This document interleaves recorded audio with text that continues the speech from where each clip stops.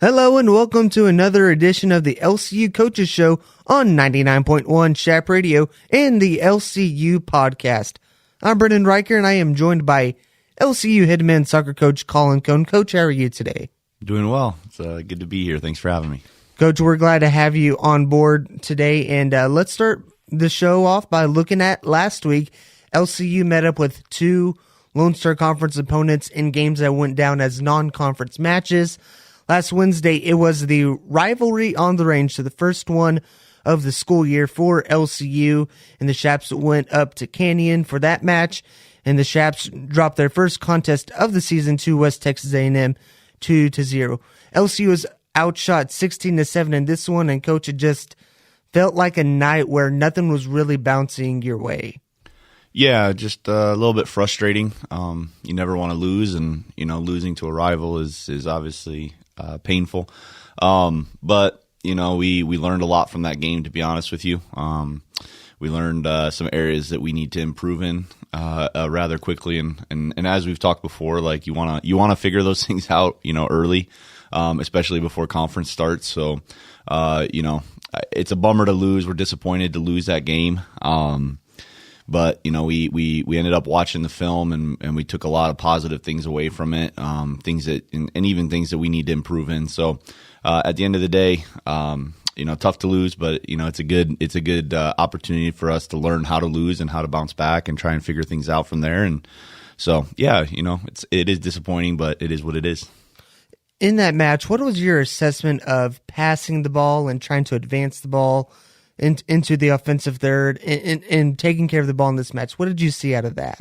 Yeah, I thought that in the game, in the defensive third, when we were trying to build out of the back, I thought we were actually quite good in terms of keeping the ball. WT didn't really press us very high, so we actually ended up having a lot more time than we probably expected to have against them. But the problem was every time we came out of the back, instead of keeping possession through the midfield and trying to switch the field from left to right, we got a little bit impatient and we'd start to play pretty direct. And I don't think that that's really our strength. And when we started doing that, we started turning the ball over. We started taking risks in areas that we're probably not used to taking risk in, at least in the games we'd played. And two very costly mistakes, pretty much almost similar goals where we tried to play the ball into the midfield and at a point when, we shouldn't have probably done. And then they picked the ball off and pretty much countered us really quickly. And so we watched a lot of that on film and talked to the guys about that. And, hopefully we learned from that. And I think we did. I thought we played a lot better against Oklahoma Christian this weekend. Obviously that one had a rough last 15 minutes for us. But we learned a lot, and I think the guys did learn from that game, and they figured some things out that we really needed to figure out, especially switching the field and things like that. So, some positives out of it as well. With the fact that it was the first loss of the season, what did you want your team to take away from that? Yeah, I really first off wanted us to learn from our mistakes, and then the second thing is I wanted to see, I think losses can be a good thing at the end of the day too, because you have to figure out, until you lose, you don't know what it's like to lose, and you don't know what it's like to lose with the players you have. So the question was going to be more so for me, the bigger thing is are we going to learn how to respond well, to this moment? And that's one of the things that we talk about in our values is that we're gonna respond well, and whether that's going down a goal in the game or in the moment, or if it's losing a game and getting prepped for the next game, do you respond well to those adverse moments, those moments that aren't going your way? And I think the guys did for the most part. I think like I said, I think against OC on Saturday, I think we looked like a different team, and we were trying a lot of the things we were working on. I think we were better at portions of the game, and I think some portions they were better, but that's kind of how the game goes. It's the flow of the game, and up to the last 15 minutes, I thought we were doing fine, and the last 15 minutes kind of cost us. One of the things that you've mentioned on the show is how after games you talk with the opposing head coach, and sometimes you can go to them for advice. And when you look at West Texas A&M, I don't think there's another guy in NCAA Division II that you'd want to go to for advice than their head coach, Butch Lawfer.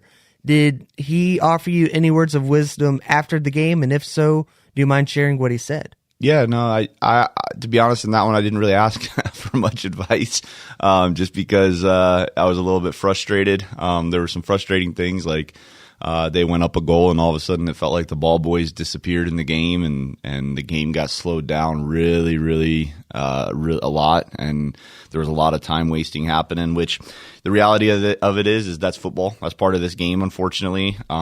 And so I'm not gonna, you can't complain about it really, because it is part of the game. But when you're on the opposite end of it, it's rather frustrating. So I was a little bit frustrated with that, just because that is an NCAA requirement and a Lone Star Conference requirement is to have ball boys, and when they kind of just disappear, it's a little bit frustrating. So that was frustrating. But at the end of the day, we knew what we had done wrong. We didn't come out on the front foot. We didn't come out like we wanted to win that game. And yeah, Butch is a great guy, great coach. He's got a lot of experience, and he's done everything. And so, yeah, I mean, he's definitely somebody I do talk to regularly. And I think only thing he really said at the end of the game is good luck this season, and your team is a really good team, and you guys are playing a pretty type of soccer, and we left it at that in the moment. Sometimes that's all that needs to be said after a game that was like that in Canyon, Texas. After the loss to WT, LCU was back at home this past Saturday to host Oklahoma Christian, like you mentioned.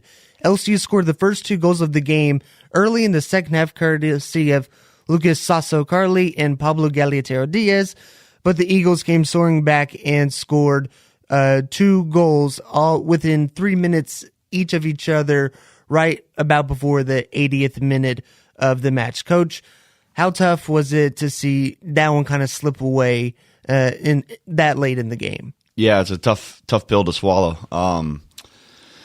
I thought the first half we went back and forth, and it was a good game. It was kind of like a chess match a little bit. We were trying to feel each other out, and I think both teams had 1 or 2 opportunities, but nothing too crazy.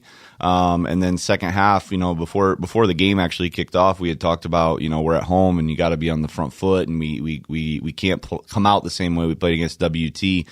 And I thought we came out a little bit better with a little bit more urgency, but I thought that, there was still more we could do, in terms of that. And in the second half, we talked about, there's the importance of coming out on the front foot and being a little bit more the aggressor and things like that. And I thought immediately the guys responded well to that, and they got those 2 goals. And the reality is, 2 of those 2 goals were a product of things that we really did spend a lot of time working on the day before and the day before that in practice. So I'm really, really glad in the way that we scored and going up 2-0. I'll be honest with you though, 2-0 is a kind of cursed number in soccer. Just that everyone always says that it's probably the worst score line to have, because if you're up 1-0, you're usually scrapping and trying to find a way to keep the ball out of your net, and you can usually sometimes find ways to do that. But 2-0 is dangerous. It's where you feel comfortable. And next thing you know, you can find yourself in the situation we found ourselves in. The other thing is we were up 2-0, and we thought to ourselves that, we have a big game against DBU. We have conference coming up, made a lot of changes. And in my own reflection, just on myself, like I probably made too many changes to try and see that game out. And, so I take a lot of the responsibility for that. I think that, there was a large portion of the game where we were good. And then I thought there was some, portions of the game where we were kind of immature in the way that we played and immature in the way that we handled ourselves. And so, I want to see us improve in that when we go to DBU. So in a week where you're not able to come away with the win against either WT or Oklahoma Christian, how do you get the guys to respond and rally and focus in on the things that you can fix, but also focus in on looking forward to the next game up on the schedule? Yeah, we just, we're just going to go back and watch the film today after training, and just show the things that we feel like we did well, and show the things that we feel like we need to improve in, just like any other game, and get back out onto the training field and be positive and try to move on. And the focus shifts to DBU. Like, you can't sit and dwell in the past. You know, as a player, as a coach, you have to let it hurt for the first little bit while you can, and then you got to shake it off and you got to move on and try and figure out what's next and what's best for the team and how to win. And we're going to do just that. Obviously, yeah, you lose one game, and then, you know, you tie this one that I don't think we should have tied. I think OC is a very good team. I think next time we play them, they'll be even better, because I know they were missing 4 or 5 key players that were injured. So I think the next OC team we'll play will be a lot different than the one we just saw. But at the end of the day, you know, your record is still 1 loss on the season. You know, it's always better to tie than to lose, and we'll take it. And the reality is, we got to take it on the chin, and we just got to be men, and we gotta figure out how to respond well on Wednesday. And you know this, but DBU is a tough place to play. They're they're really good at home. They're well coached, and they're kind of bullies. Like, they're all big, strong, hardworking guys, and they're committed to the team. And, you know, sometimes those can be some really difficult teams to win against and break down. So tough crowd too to play in front of. So it's gonna be a really good test for us. I'm excited for it, and I just, you know, like we've already talked about, I hope we respond well. And 7 matches into this season, LCU still boasts the second best record in the conference, you know, behind Midwestern State. UT Tyler has the same record as LCU right now. So you've notched 7 matches on your belt. And we've talked a lot about growth and growing, especially from these past 2 games. But so far, what is one strength of this team that has really surprised you? One strength? Yes, one strength. Yeah, I would say they're learners, and so we're challenging them to play in a way that a lot of teams in our conference, and I even think really in Division II soccer, don't play. A lot of soccer in the U.S. and even in our conference, and even in this in the NCAA, is very physical, very back and forth, very direct play, and like trying to, you know, go forward pretty quickly. And there's nothing wrong with that. I mean, that's one way to play, and we're trying to challenge our guys to think beyond that and try and build out of the back and try and use our midfield. And we're trying to do things with our outside backs, like inverting them and bringing them into the midfield, and trying to, you know, create different possibilities for us going forward in the attack.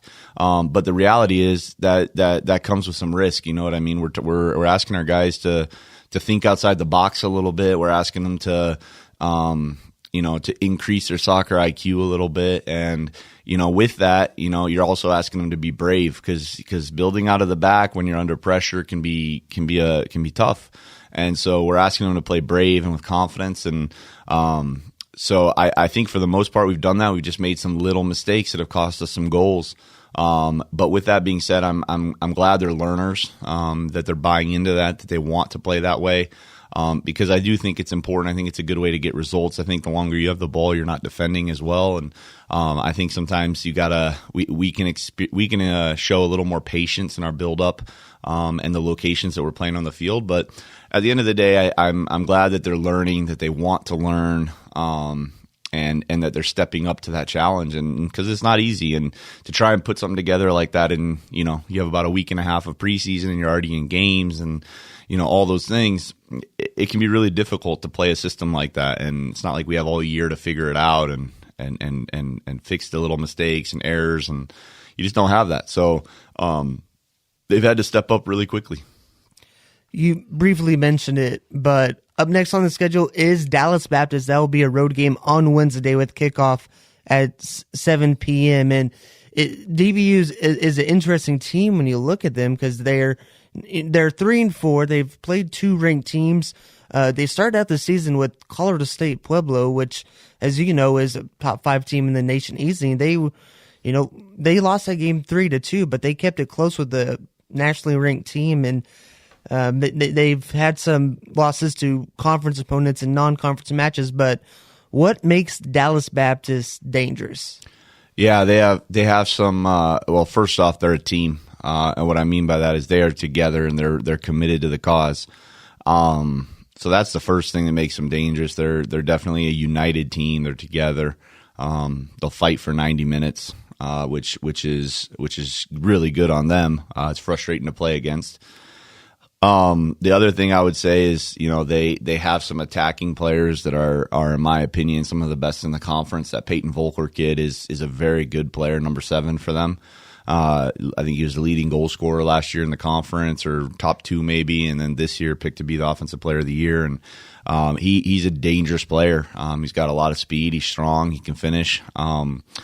So, they have some attacking players that are very good. The other thing for them, a strength for them, is their home field is a massive advantage to them, just because they get a really, really good crowd. They get good fans that are giving it to you the entire game long, and it can be kind of a hostile feeling environment. But they're a good team. They're well coached, and their biggest strength, I think, like I said, is just that they are bought in, and they are committed 100% to finding a way to win. And they'll play for 90 minutes. And so hopefully we can respond well, like I said, and hopefully we can put a good performance on the field. Coach, you have a little over a week until the official start of conference play, and that will be a very tough match to start conference play at St. Mary's next Wednesday. So you get Saturday off, and then next Wednesday it's the Rattlers in San Antonio. What's the approach on looking at this debut game, playing the game, and then moving forward, getting ready for St. Mary's? Yeah, it's one for us. Honestly, we've been just talking about one game at a time. So to be very honest, I haven't even thought about St. Mary's. They're a well-coached team, well-organized, very similar to DBU in terms of they are very committed to what they do and things like that. So it's going to be a tough game. Obviously, you're playing at St. Mary's, which is a tough place as well, tough environment. But the reality is, it's one game at a time for us. You also mentioned, kind of you mentioned Dallas Baptist playing against CSU Pueblo and getting a 3-2 loss, but that's a pretty decent result if you want to take the fact, in consideration that they're in the top 5. This conference is, in my opinion, by far one of the toughest conferences in the country. And the reality is, the team at the very, very bottom of the conference right now can win the conference. And so it's one of those things where to focus on other guys right now doesn't really matter. Like we have to focus on DBU. We have to find a way to respond. We have to find a way to get a win. And then we'll worry about St. Mary's. The nice thing is that we get back, we drive down tomorrow early morning. We'll train at Hardin Simmons on the way. And then we'll play the next day against DBU. And then we're going to give the guys Thursday off to rest and recover a little bit, and then we'll train on Friday and Saturday. Not having a game on Saturday is huge for that, so we can get a good training session in on Saturday, give them Sunday off, and then we'll get prepared for St. Mary's. So that week off is going to be crucial. But like I said, this conference, and I know it is the same in almost every sport, but specifically in men's soccer, is anybody can truly beat anybody on any given day, and there's no easy games. And that's what we've talked about too as a team. If you want to talk about big picture, is just that, it's one game at a time, but you have to understand after every single game, it gets harder, and it gets harder. And you have to keep going to practice, keep going to class, keep going to, see your girlfriend, whatever it is. There's this life stuff that hits, and throughout the semester, it never gets easier. It gets harder. And so the question is, how do you respond to that? How do you handle yourself? How are you being professional, off the field? What are you eating? What are you drinking? All these things play a bigger factor almost than who you're playing. It's kind of who prepares the best, I think sometimes finds a way to get a result. Coach, as always, do you have anything else you'd like to share with Chap Nation? Yeah, just I hope you guys keep supporting the guys. Keep coming out to watch them play. I mean, they're, like I say, every time they're working really hard. And they're trying to play a pretty type of soccer for the fans to be able to enjoy. And there's a lot of season left, so hopefully we can find a way to bounce back here after this week and continue to get some W's in the win column. Coach, thank you for your time, and we appreciate you coming in to talk to us and sit down and talk about the LCU men's Chaparrals team. Thanks, Brennan. Appreciate it. That was head coach Collin Cohn of the Chaparral men's soccer team. A reminder that your Chaps are in Dallas to take on DBU on Wednesday with kickoff at 7 p.m. This is the LCU Coaches Show, presented by the Chap Radio Sports Network and the LCU Podcast.